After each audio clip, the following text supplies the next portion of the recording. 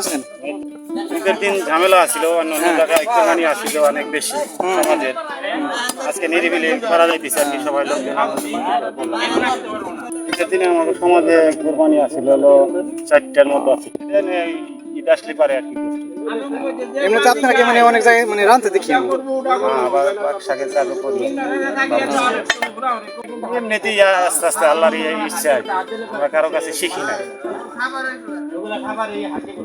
পাক শাকের কাজটা যেমন বাবাই করছে, আমরা করি সব জায়গায় পাক।